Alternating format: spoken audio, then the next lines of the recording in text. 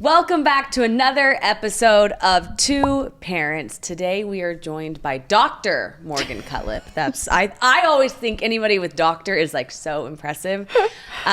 She is a relationship expert and an author of two books that we're going to talk about today. A Better Share, that's the most recent one. Yes. And then Loving Your Kids Without Losing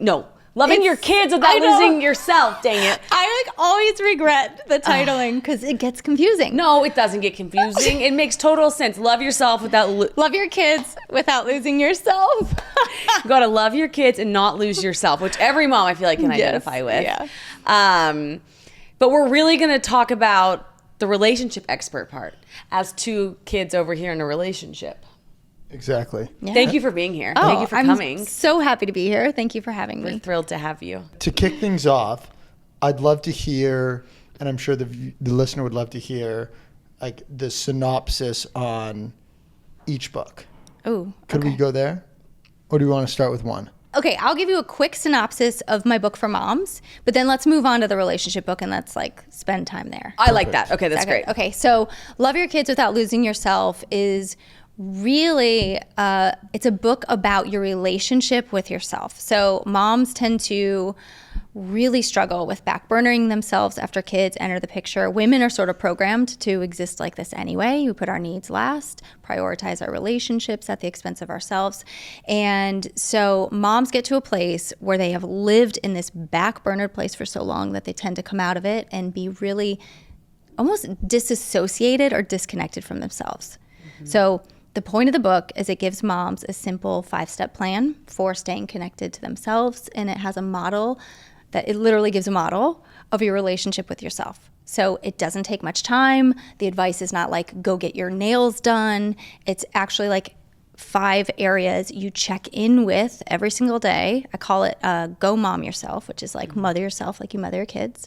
You check in with yourself every single day to sort of do a scan. How am I doing? What do I need? To define it and then eventually be able to take care of these things. So trying to simplify for moms because we don't have a lot of time. We don't have a lot of time. I felt like I tried to, whenever I had Tate, I said, okay, I'm not going to lose myself into motherhood. And then I had her, and I just said to Harrison the other day, whenever we go out with our friends that don't have kids, I say I have the hardest time talking to them because I cannot remember what I used to talk to people about before I had a baby. I find myself talking about bedtime, what she's eating, her milestones, and it consumes me. And we were going to a birthday party, and I said, I don't remember. Yeah. And I just thought, and I think I do a good job of not losing myself. And then that came out of my mouth, and I was like, okay. Like, there's that. So I think it's a really, you saying mother yourself like you mother your kids, I thought if I gave myself 5 minutes of the attention I give our baby girl Tate, that'd be awesome. You'd be good. Yeah, it'd be great. It's kind of a cool way to frame it. And I think, early on in motherhood, not to go down this path too far, but early on in motherhood, we sort of have to lose ourselves in our kids. They demand it. Mm-hmm. And so it's not even about like, you can't do this or you must have other interests. It's not about any of that stuff. It's that moms need to have a turn in the scheme of how they prioritize their relationships in life. So maybe, Tate's going to come first for a while. You're up at night, you're breastfeeding, you're doing all the things, but you cannot get so lost in this time that you don't remember how to return to you. So it's just these little micro sort of shifts and adjustments we need to keep tabs on as moms. Is there a amount of time you would put on it? Like you give yourself away for 5 years or 1 year or? I think that it's possible to constantly be making shifts. So it's like in the very beginning, you're just in survival mode, trying to keep your head above water. So lose yourself. You're up at night, maybe that first year, you're sort of lost in it. But then you need to check in and you need to make some adjustments. And so, okay, maybe my kids for the first 5 years are going to be primarily the ones who are prioritized, but how do I regularly make sure I'm staying connected to myself? Because if you exit those 5 years and you've just put them at the top of the priority that entire time, you're going to have a really hard time even knowing where to begin with yourself. What do I need? I don't even know what I need. What moves the needle for me anymore? I don't even know what I like. I don't even know who I am. So they get too far gone. The goal is to not get so far gone. Okay, that makes a lot of sense, not to get too far gone. And I do feel like you're doing You're doing a very great. good job Yeah. at giving yourself the time and attention, or being proactive about giving yourself time and attention. And like the things that I observe, whether that's through, you waking up and prioritizing journaling and prioritizing your workouts and prioritizing work and building something new. So like it is a unique dynamic, at least from my perspective, where like I see your full heart and mind and energy go into Tate. While on the other end, like that strong, independent woman you were when we met, like I haven't seen that fade at all, as you've found those pillars, and you focused on keeping them strong. But I did find them in phases, like you're saying, sort of. So for the first 4 months, I was in the complete newborn bubble, right? Yeah. I mean, didn't wash my hair, didn't work out, didn't take a step, right? Yes. Month 4, I said I got to add something in. Yes. So I added in like 3 workouts a week, even if it was an hour of walking. And then at month 8, I decided, okay, I'm going to try to work harder. And now I'm doing both, but I did phase it back in. Yes. So for the person listening, I don't want them to think that like all of this just came naturally one day. It was like for 4 months there was Nothing. no, it was nothing. Surviving. Just surviving. So which is pajamas all normal. day. But you're doing exactly what you did, and you're doing exactly what I'm talking about, which is that you have enough self-awareness to say, okay, I'm going to little by little start to build momentum that keeps me connected to who I am. And it's just kind of ironic because women and mothers especially self-sacrifice in order to really love the people in their life well. But we can often get into a place where we do it so much that we then resent the people we're sacrificing for. And so we end up really sabotaging our relationships when we don't check in, make these shifts, and prioritize our own care.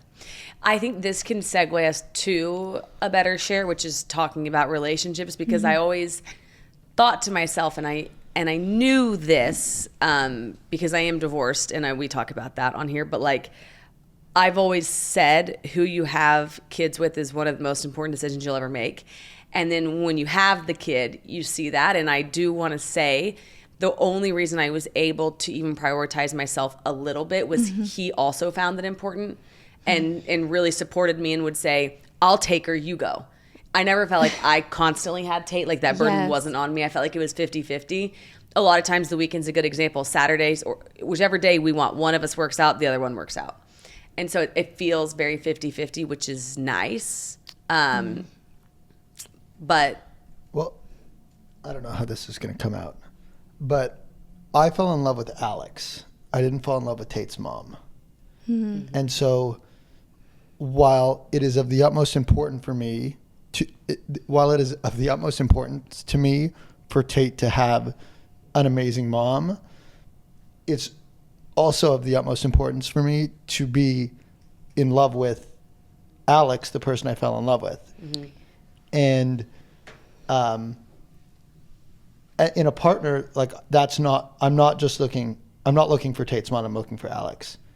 which they're Did both that there's make versions sense? of each other in there, I would think. But that's very wise. Okay. So have you ever seen those viral reels that talk about child's happiness can be related to, I don't know the exact terminology, if it's correlated or related to the mother's level of happiness? You seen any of No. these? Okay, there's all these, you'll see, like, it's like, the B-roll in the text. But basically the gist is that the happier the mother, the happier the kids.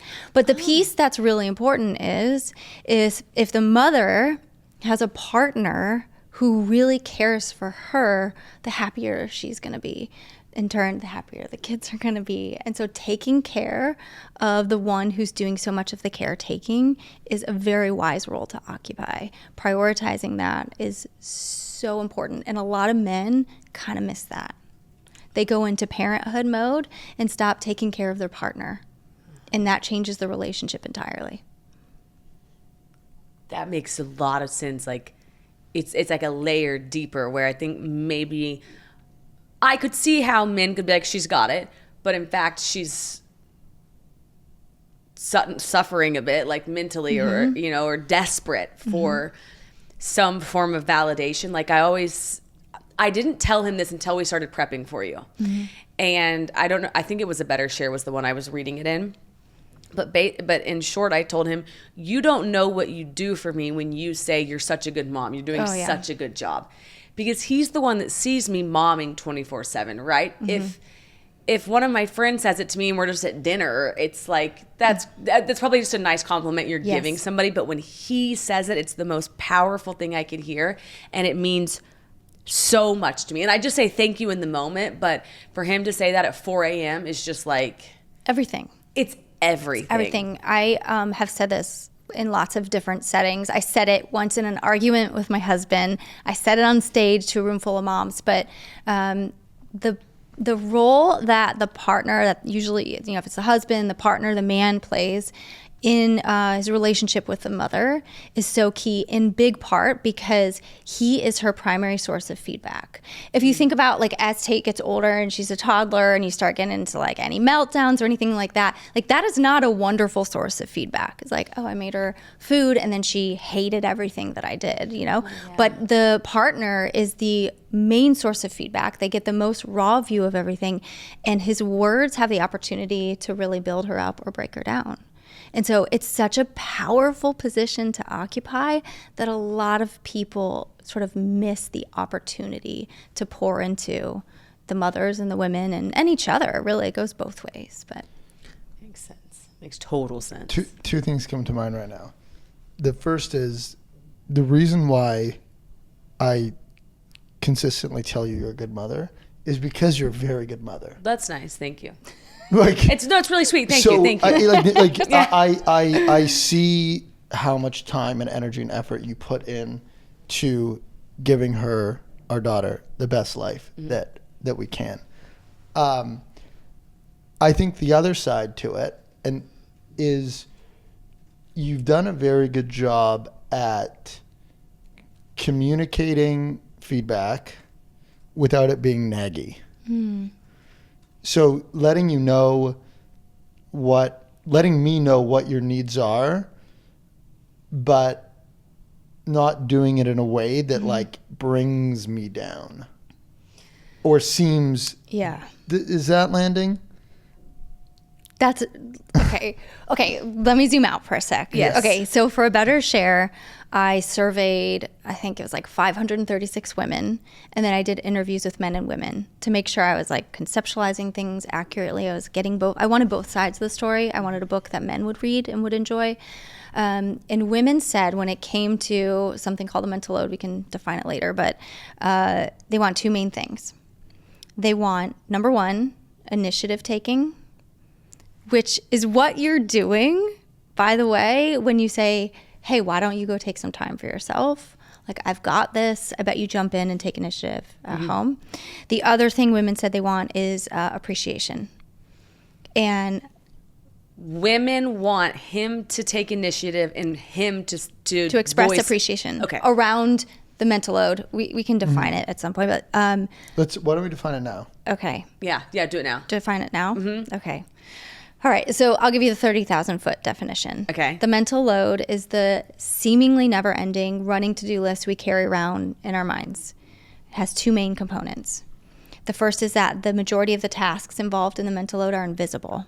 So they're hard to explain, they're hard to hand off. If someone doesn't see it, then it's really hard to get them to understand why it's like weighing you down. The second aspect is it takes up cognitive real estate. So it crowds out space in your brain that can be given to other things like patience, regulating your emotions, getting in the mood for sex, creativity, all sorts of things. So a lot of times moms will be like, I have mom brain. It's like, or you've just crowded out, you know, you're full. Your brain is full and you've crowded out energy and space for some of these things. Sense. Yes. So everybody has a mental load. It's actually not on social media. It's a pretty volatile topic, but it's not just a women's issue. Everyone has one. Men have them. My kids are old enough; they've got one. But in home and family life, when you look at the research, it's predominantly carried by women, and so it becomes a major source of resentment and frustration in the relationship, and a major source of the relationship slowly sort of eroding in closeness and connection.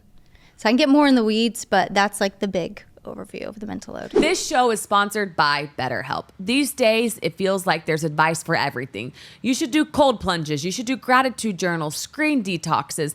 But how do you know what actually works for you? With the internet and information overload about mental health and wellness, it can be a struggle to know what's true and what actions to take these days.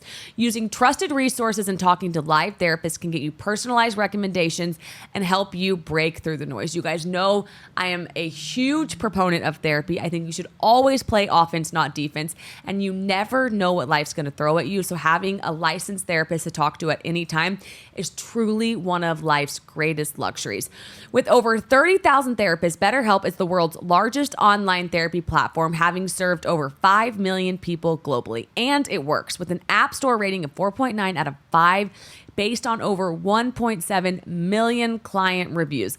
It's convenient too. You can join a session with a therapist at the click of a button, helping you fit therapy into your busy life. Plus, you can switch therapists at any time. As the largest online therapy provider in the world, BetterHelp can provide access to mental health professionals with a diverse variety of expertise. Talk it out with BetterHelp. Our listeners get 10% off their first month at betterhelp.com/2parents. That's BetterHelp, HELP.com/2parents. Does the mental load grow? So it grows over time. It's like a balloon in your head, and let's say it's one size, but then if you don't have support or if you grow resentment or things like that, the balloon gets bigger and it crowds out more? Or no? It's just that we only have so much capacity to carry things around in our head. Okay. So like the researching, the planning, the ongoing calculations we're making on behalf of members of our family, sort of like all of this stuff takes up space. So if you've ever gotten to a place where you're at capacity, it's usually you're short, you're irritable, you sort of feel like you're spinning. You're just like at that moment where you're like, I can't think about one more thing. Mm-hmm. Like don't pile on one more thing. And so a lot of women especially just operate constantly at that sort of revved high capacity because they don't ever reach a place where it feels empty. They can't find rest because they're always feeling like they need to keep going. So is management of the mental load one of the most important things that you would say? Let me get the phrasing of this correctly. How important is management of the mental load to a happy relationship with couples? It's essential. So, okay, can I take you in the weeds on it? Yeah. Totally. Is that okay? Yeah. So when around the specific issue, what I see and where there was sort of like a gap in the current resources that exist on this topic is what I see is there's like this belief that maybe handling the mental load is a logistical issue, which it is, like how you divvy up tasks, how you carry, the weight of everything, who does what. But there's this other side of it, which is the emotional side of it, and also the ability to talk about it.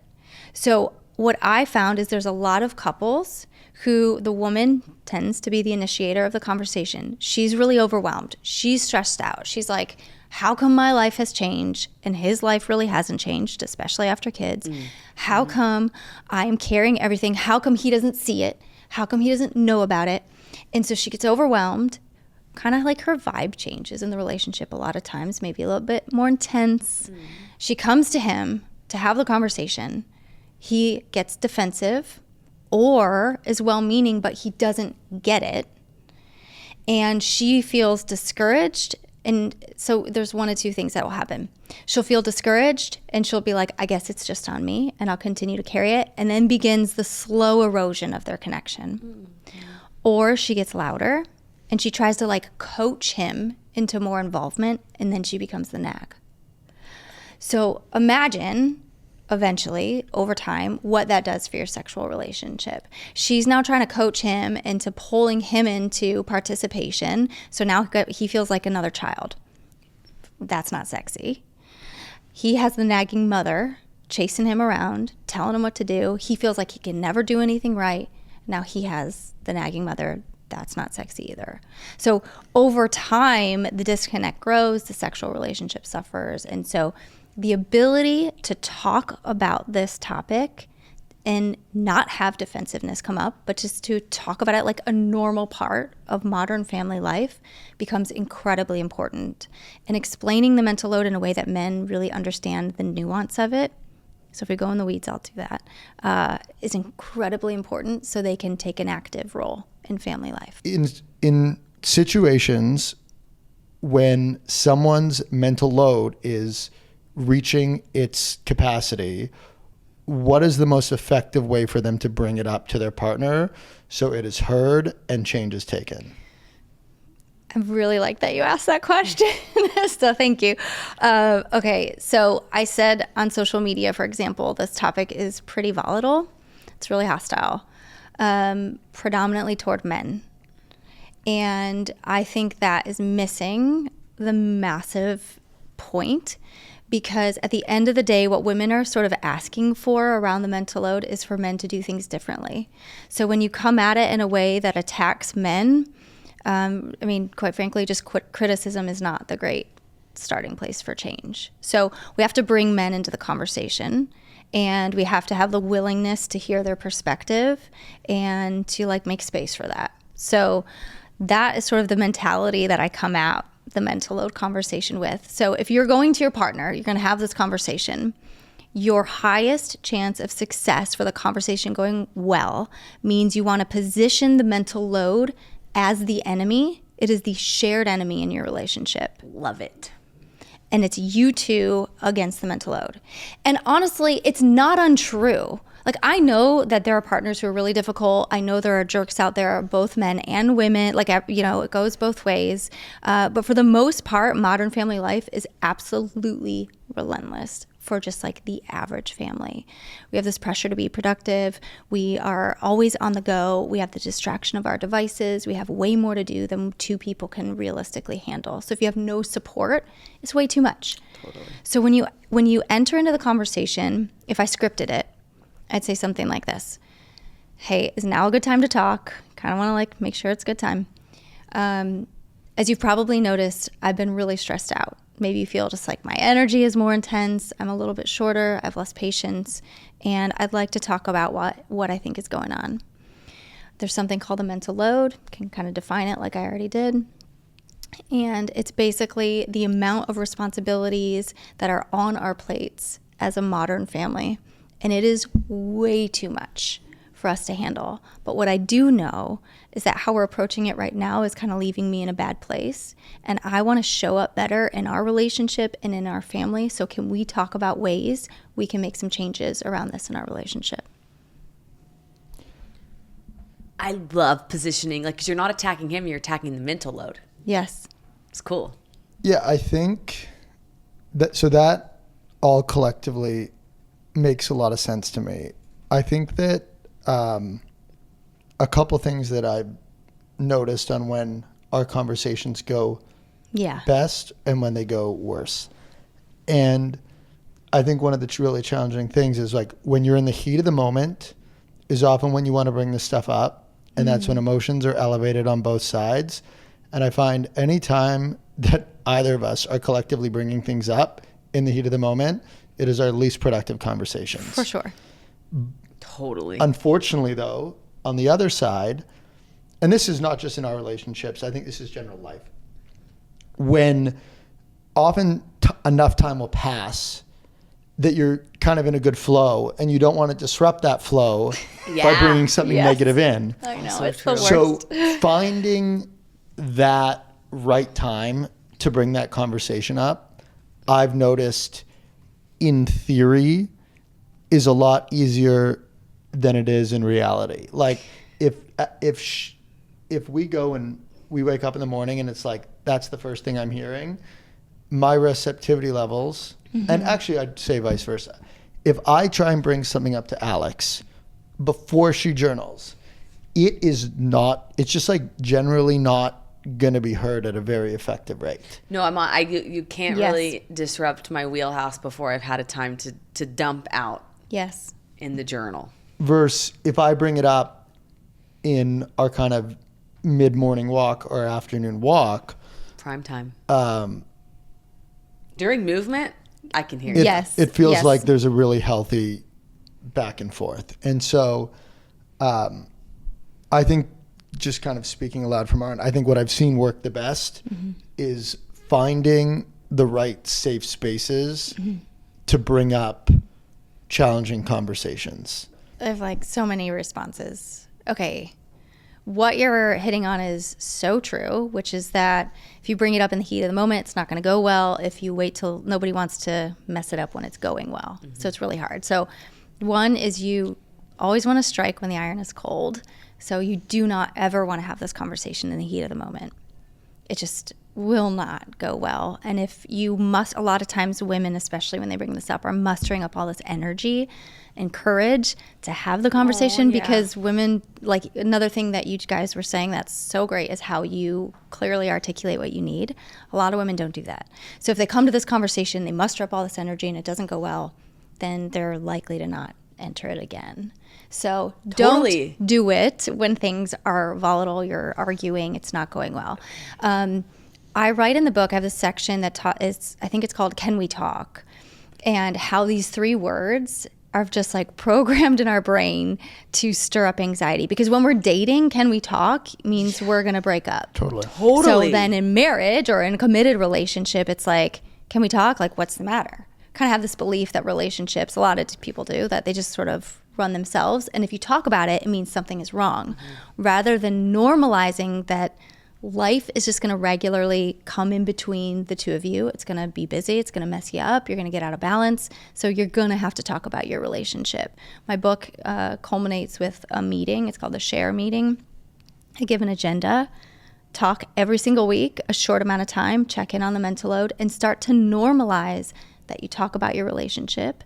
You'll get better at it, and you'll naturally be sharing the load because now you're both invested in talking about the relationship and what's on each other's plates. Because a lot of times women, we talked about that post before we hit record, a lot of times women are carrying the responsibility for even managing the relationship.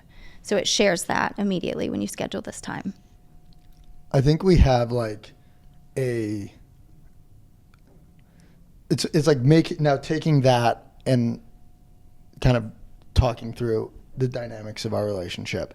So on the scheduled meeting times, Alex and I aren't scheduled people. We're very bad at that. And I think if we ever tried to do that, we would probably get it the first week and then the second week have a fight about how one of us is doing it, one of us isn't. Didn't show up for us. Yeah. I think what we've naturally defaulted to, which I think has worked really well, is what I was referring to earlier, which is like we have we live right by a lake, and we walk around that lake. We walk around that lake probably 3 times a week, plus or minus. And so there's this like built-in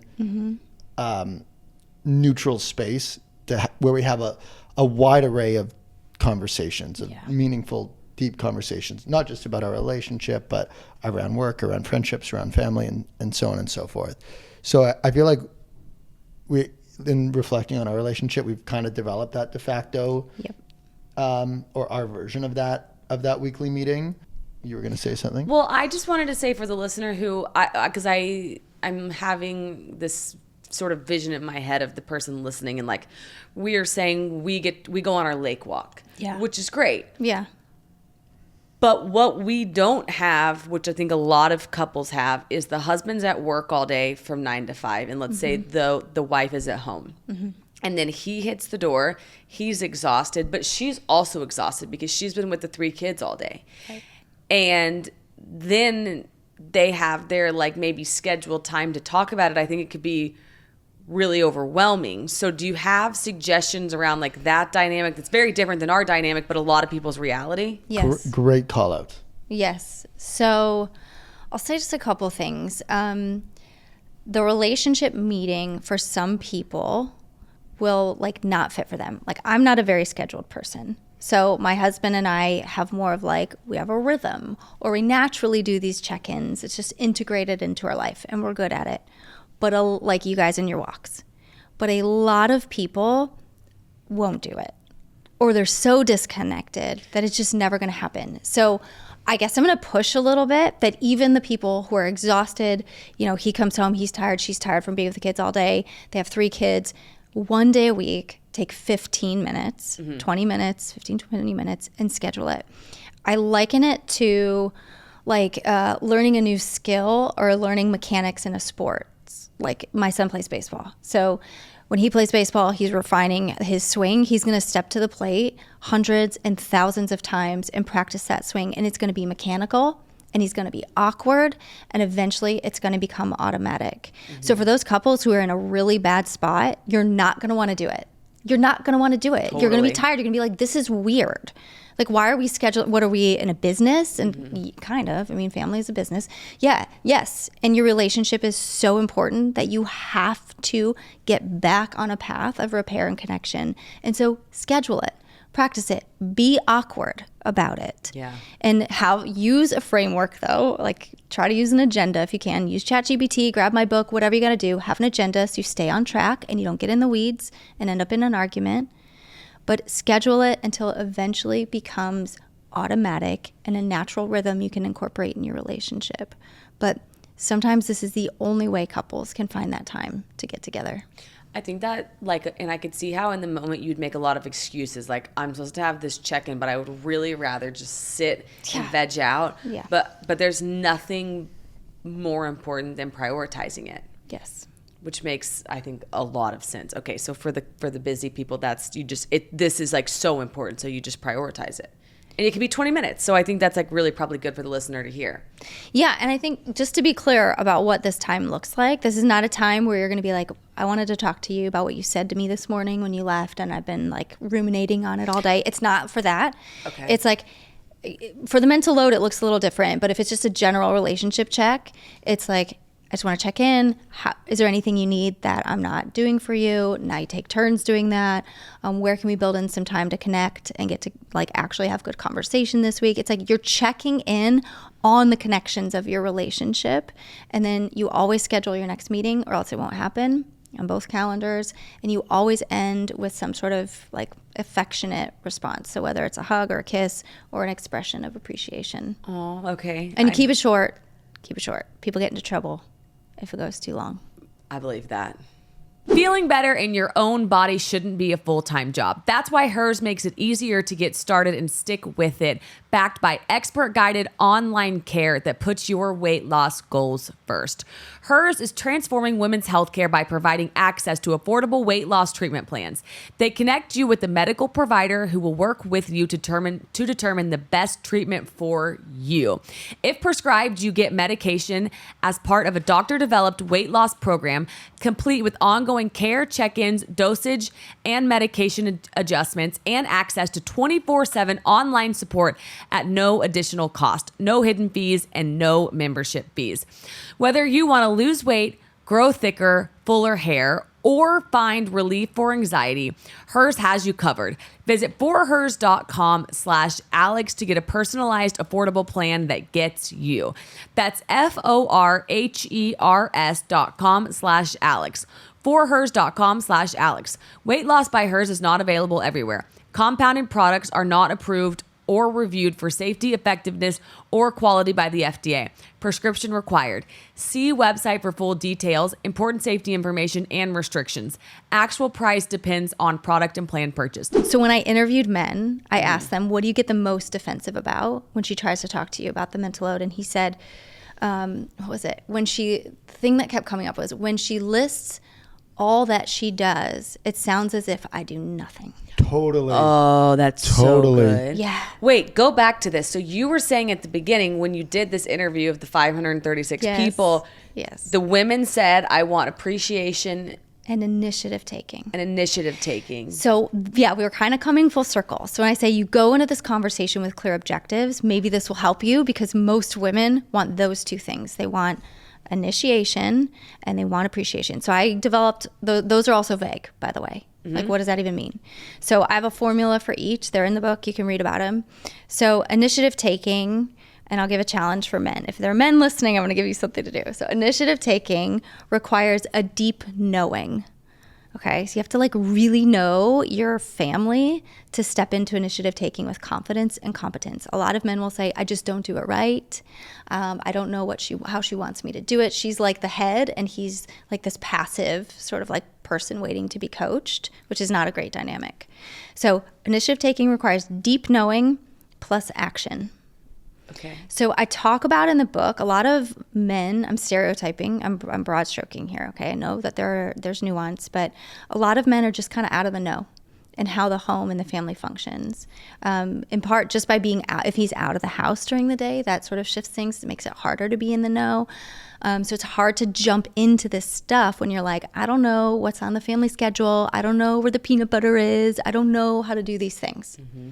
So in the book, I talk about something called the Buffett formula.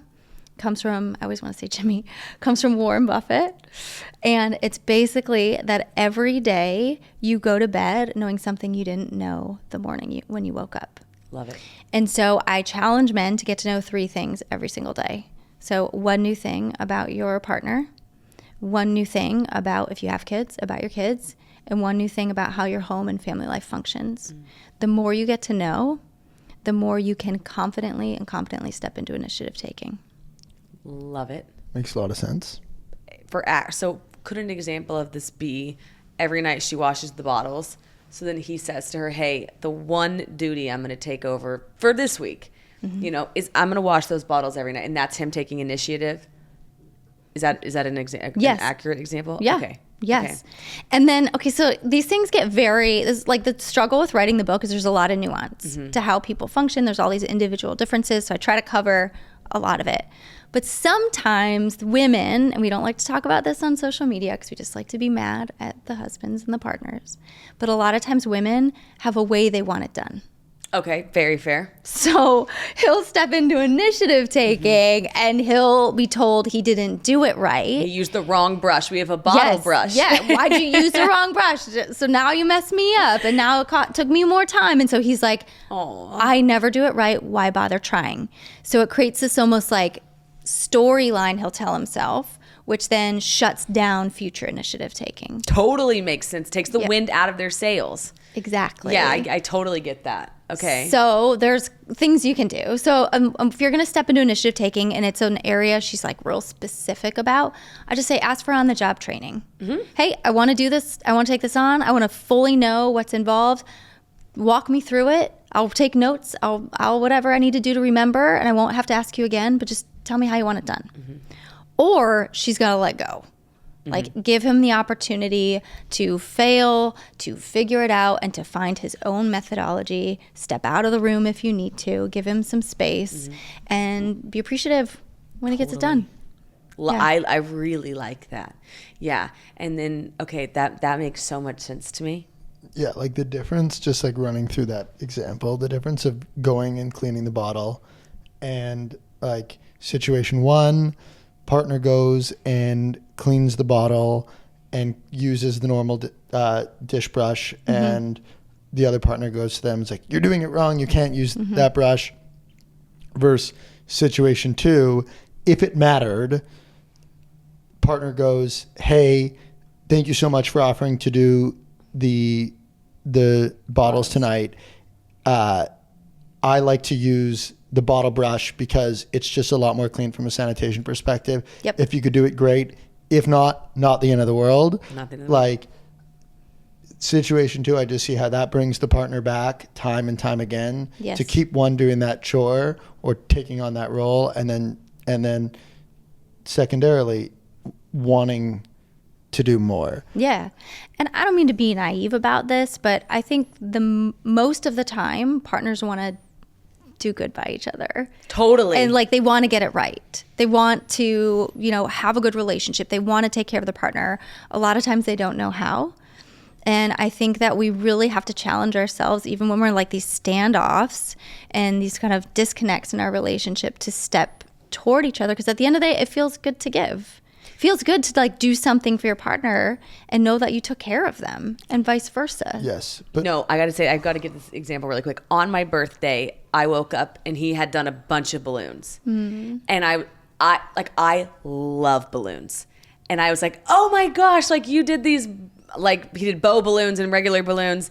And I was like, thank you so much. And he said, he goes, that's why I did the balloons. And I said, what? He said, for your reaction. I didn't do the balloons for me. I just simply did the balloons to get that reaction out of you. Yeah. And I thought, oh, that's like a really cool window into how people want to treat each other. Is like, he doesn't want to wash the bottles so the bottles are clean.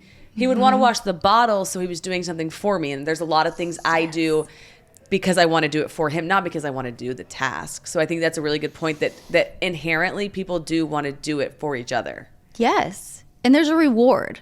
Like doing it for each other, you get a reward when you take care of your partner in a meaningful way. Mm-hmm. I totally agree. Yeah, absolutely. I have a couple other questions. Okay. Yeah. So you married your high school sweetheart? Yes. How long have you all been married? 17 years in August. Congratulations. Thank you. Wow. So you've been married 17 years to your high school sweetheart. Mm-hmm. What is the number one thing that you do in your relationship that you would suggest to other couples who are looking to build a long, happy marriage? I mean, you want my honest answer? Yeah. So I talk about I don't talk about my story in the book. I've talked about my story in other settings, but I took ownership over our sex life. Wow. So I feel like that has been one of the biggest shifts in our relationship. We had this one massive kind of argument where he wanted more enthusiasm. Holy crap. Okay, am I really going to share this story? You don't have to. It's up to you. I don't really care. It's fine. Do I have time to share a story? Totally. Yeah, Okay, because that might, well, I don't know, maybe you can pull a clip from it. Okay, so this one night we had a date night set up. We were going to Javier's. Yeah, I love Javier's. And I was super excited because we hadn't been on a date in a while.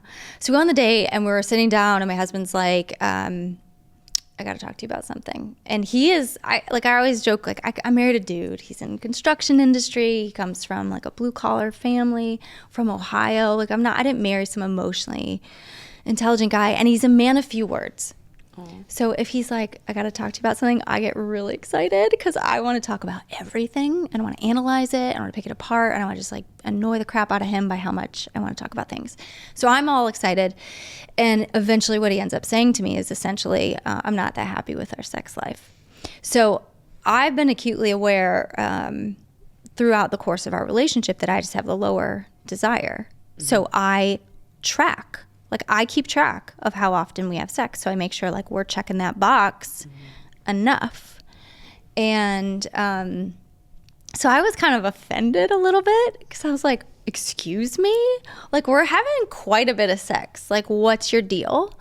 And he came back with it basically being an enthusiasm issue. Oh. Wow. I was like, wow, we're really getting like into the fine tuning here. Like, yeah. Not enthusiastic. And so it was just like this, it wasn't all settled in one conversation, but it kind of like revealed, I'd say, like a deeper level to the mental load piece and how it also connects with our sex life. But what ended up really coming out of it was I need you to be more enthusiastic in our family and relationship life. Oh. And you need me to be more enthusiastic in the bedroom. And they are not mutually exclusive. Like what happens outside the bedroom dramatically affects what happens inside the bedroom. So it opened up a really productive conversation for us. And he, over like the time since then, in many conversations, has just stepped into such an ownership role outside of the bedroom, and I have stepped into an ownership role inside the bedroom, and that has made a huge shift in our relationship. But we had to be willing to really both hear each other out. Powerful answer. Yeah, it really fits in the guise of this line that we talk about, which is one, when it comes to your relationship, one, do you want things to change? And then two, are you prepared to put the work in to change? I think you are incredibly receptive and open to change. I think we both are, but I have to give the award to you for giving one. And I'm not so sure all men are. You don't do you have your cons, but a big pro is this, and I want to ask you why that is. I think one of the things that you've said to me, which has landed and drives this approach is, you said at one point, there's a really big difference between ego and confidence. Yes. And how unattractive people with big egos are, but how attractive people with a lot of confidence is. And how I think when I dive deeper into that, one of the large differentiators is someone confident, when someone goes to them with a differing opinion, their response is much more aligned with understanding why the other person is saying what they're saying, as opposed to just blindly defending their current stance or what they're doing. And so it's a general mindset of openness and keenness to learn, as opposed to defensiveness and defending the current way that things are being done, which I think you can tie to confidence versus ego. I begin my book by giving some sort of mindsets that you have to get into before you get into this work. And I talk about the growth. I mean, it's the growth mindset. You know, and kids will learn this in elementary school, and then we grow up and we forget this when it comes to our relationships. But being open to change, being willing to hear somebody out and reflect on, you know, what is it that I can do to better show up for them, and to always be willing to grow together is such an important piece for a healthy relationship. And I think one of the greatest gifts of a healthy relationship is that it should provide a safe structure that reflects back to us areas that we need to change in ourselves so that we become better people. And when a relationship is really going well, that's what happens. And it's this really incredibly beautiful thing. But you have to be willing to examine yourself and to have enough confidence to handle that and to be willing to grow. Totally. I think... What I'm going to say something that is kind of random, but you talk about, you reference there, like, it's a mindset. I think entrepreneurship taught me that mindset. Yeah. I think it was, when I used to work in investment banking, and I felt like in investment banking, like, I had a very, like, north, one way, like, you know, there's one direction and we're going in that direction at all costs, very firm. And I feel like what entrepreneurship has taught me is the importance of checking yourself and checking the path you're on to understand, is that the best path, or should things adjust? I really feel like it was a before and after. So I don't know if that makes any sense or is true at all, but that's just what comes to mind. Were you going to say something? I don't think so. I think I was going to say we have to wrap it up, because I think we could talk for 5 hours about the book. So, because I just think you offer a lot of really good insight in a very digestible way. Thank you. And so thank you on behalf of our listeners, because we have a lot of new families, a lot of moms that listen, a lot of people that this is going to resonate with. I mean, it resonates with us, right? Like, I now know my homework.